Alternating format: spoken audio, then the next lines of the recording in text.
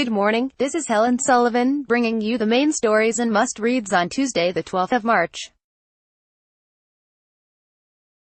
Top stories: Donald Trump's 2020 spending proposal looks set to revive his border wall fight with Congress, while advocating steep spending cuts to environmental protection and key social safety net programs. Trump's acting budget chief on Monday heralded the budget proposal as a return to fiscal sanity. Trump will ask for $8.6 billion to build a wall on the border with Mexico, and seek to boost defense expenditure while cutting $2.7 trillion in non-defense spending over a decade. Fresh off the longest government shutdown in history, and delayed by a month because of it, Trump's 2020 budget shows he is eager to confront Congress again. Leading Democrats rejected the proposal before it was formally released. Congress refused to fund his wall and he was forced to admit defeat and reopen the government. The same thing will repeat itself if he tries this again, said the House Speaker, Nancy Pelosi. Independent Senator and presidential candidate Bernie Sanders has condemned the budget as breathtaking in its cruelty. Labor is in front of the Morrison government on the two-party preferred measure, 53% to 47% in the Guardian Essential poll out today.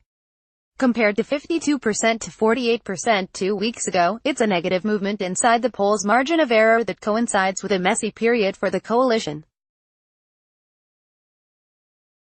And the bad news doesn't end there for the government. 62% of the sample agreed the climate was changing and human activity was contributing to warming, including 53% of Liberal and National Party voters and 48% of people saying they intended to vote for someone other than the major parties in the coming election. Just over half the sample, 51%, said not enough is being done to address the risks associated with climate change. However, Scott Morrison remains ahead of the Labour leader, Bill Shorten, as preferred Prime Minister, 44% to 31%. Meanwhile, moderate Liberals have issued a sharp rebuke to National Party MPs pushing the government to fund new coal-fired power stations before the federal election. Australian electoral authorities say they are powerless to take further action on pro-coal ads linked to a Glencore campaign. Last week, The Guardian revealed that Glencore had funded a vast, covert campaign to bolster support for coal, run by political operatives at the CT Group. At the center of the campaign was a Facebook page called Energy in Australia, which spread pro-coal, anti-renewables video, graphics and memes across social media.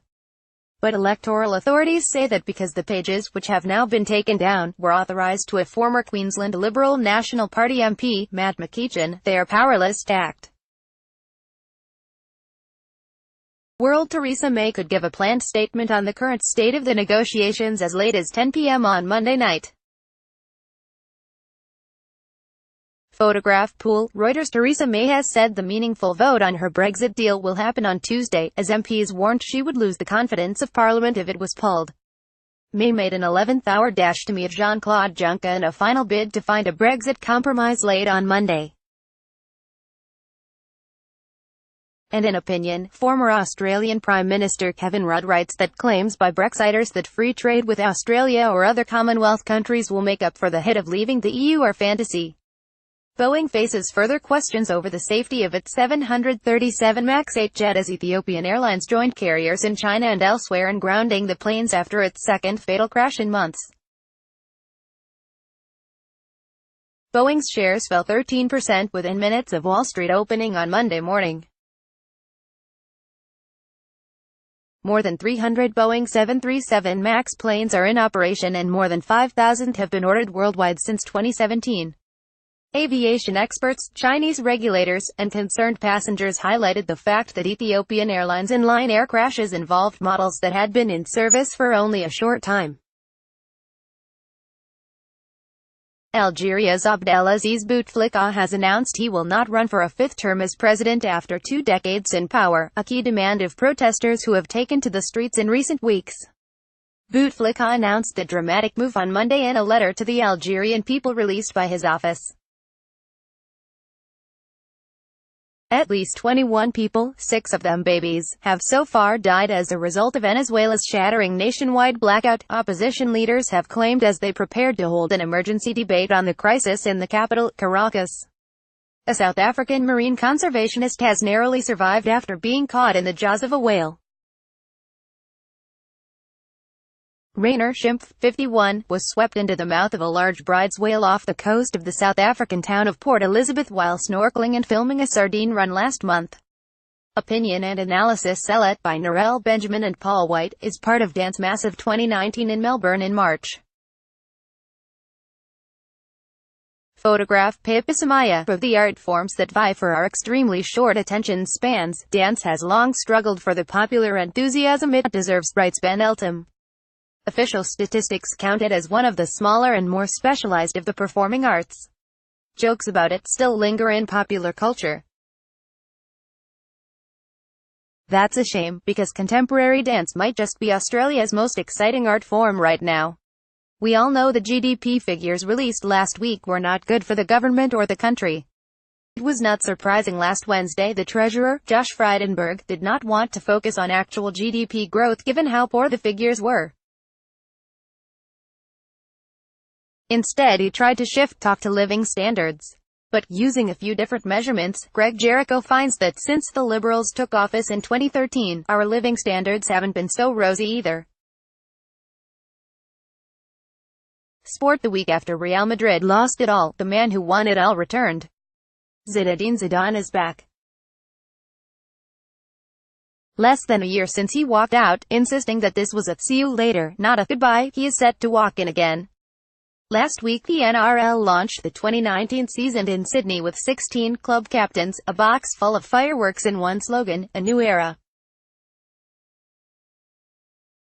Given the horrific off-season the league has just endured, it's not hard to see why those 3 words are being pushed as the new campaign's tagline. It's make or break time. Thinking time, gaslighting in the American South. Shara Sherman Breland's parents kicked her out when she was 18 because she fell in love with a black man. Photograph Amani Khayyam, The Guardian. "I love you," Shara Sherman's mother told her before driving away in her Jeep Cherokee, leaving her daughter, then 19, bawling tears in front of her boyfriend's home in Laurel, Mississippi. It was 1994, and Sherman had made the life-altering choice of falling in love with Jerry Breland, a black 19-year-old she'd met through a friend back when she worked at Kmart. Her mother had finally told her stepfather about their 6-month relationship earlier that day after a local cop pulled Breland over while he was driving his girlfriend's yellow Sunbird.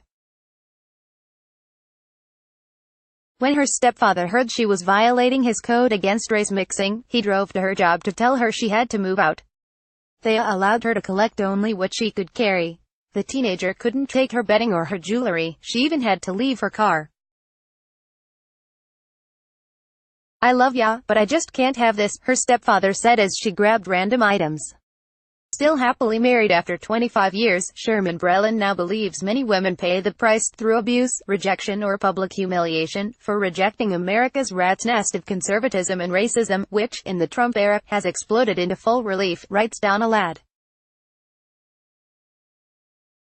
The South isn't alone in its paternalism and sexism, but it is still a high art form here. It is absolutely taught, Sherman Breland says. You understand as a young girl that your place is behind your man, not in front or beside him. You cannot have your own opinions. That's the most prevalent way they keep you in check. Media roundup. The Sydney Morning Herald reports that Labor is seeking answers over the $27 million purchase by the Berejiklian government of a historic Western Sydney estate whose registered owners are close friends with Stuart Ayres, the Minister for Western Sydney. The Australian is leading with Coal War. Barnaby Joyce sparks showdown with Liberal Party. Polling for the Sydney Morning Herald has 57.5% of voters saying they will be swayed by climate change when deciding who to vote for in the NSW election on the 23rd of March. Coming up, refugee footballer Hakeem Al-Arabi will receive his Australian citizenship in a special ceremony in Melbourne. The ABS will release data on lending to households and businesses for January, which should give a picture of the overall health of the Australian economy after unexpectedly poor GDP figures.